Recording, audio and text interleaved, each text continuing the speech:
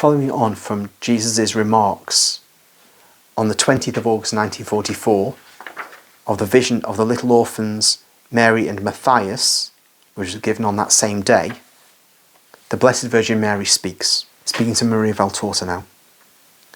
Mary, Mother is speaking. My Jesus has spoken of the infancy of the Spirit, a necessary requisite to conquer the kingdom. Yesterday, he showed you a page of his life as a master. You saw some children, some poor children. Is there nothing else to be said? Yes, there is. And I'm saying it to you, as I want to make you dearer and dearer to Jesus. It is a nuance in the picture which spoke to your spirit on behalf of the spirits of many people. But it is nuances that make a picture beautiful and reveal the skill of the painter and the erudition of the observer. I want to point out the humility of my Jesus to you. That poor girl, in her ignorant simplicity, does not treat the hard-hearted sinner differently from my son. She's not aware of the rabbi or the Messiah. She's never heard him or seen him because she lived almost like a little savage in the fields and in a house where the master was despised. In fact, the Pharisee did despise my Jesus. Her father and mother, worn out by the hateful work which their cruel master exacted, had no time and possibility of raising their heads from the clods they broke up. While they were mowing hay, or cutting crops, or picking fruit and grapes, or crushing olives at the mill, they may have heard people singing hosannas, and may have raised their tired heads for a moment. But fear and fatigue lowered those heads at once under their yoke. And they died, thinking that the world was nothing but hatred and sorrow, whereas the world was love and wealth, since the most holy feet of my Jesus trod upon it.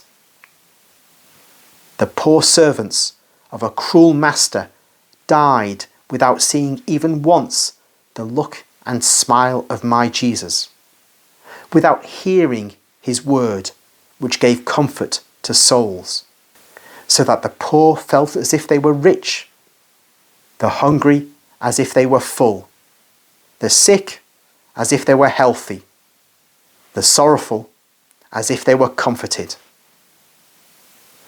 Jesus does not say, I'm the Lord, and I say to you, do that.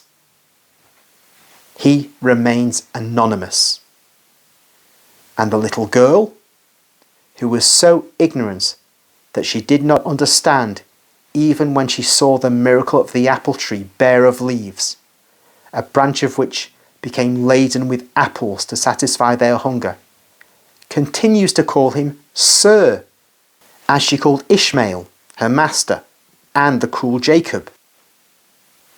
She feels attracted to the good Lord, because kindness always attracts, but nothing more. She follows him confidently. And the poor girl, lost in the world and in the ignorance encouraged by the world, by the great world of mighty, pleasure-loving people who are keen in keeping inferiors in darkness in order to torture them more easily and exploit them more greedily. The poor girl loves him at once, instinctively. She will learn later who was that Sir, who was as poor, as homeless, and motherless as she was, who had no food because he had left everything out of his love for men. Also for her, a poor little frail girl, and she will understand that the Lord had given her miraculous fruit to remove from her lips and from her heart the bitterness of human wickedness, which makes poor people hate mighty ones. And he had done so by means of a fruit of the Father, and not by means of a crust of bread, which was offered too late, and in any case would have savoured of hardship and tears.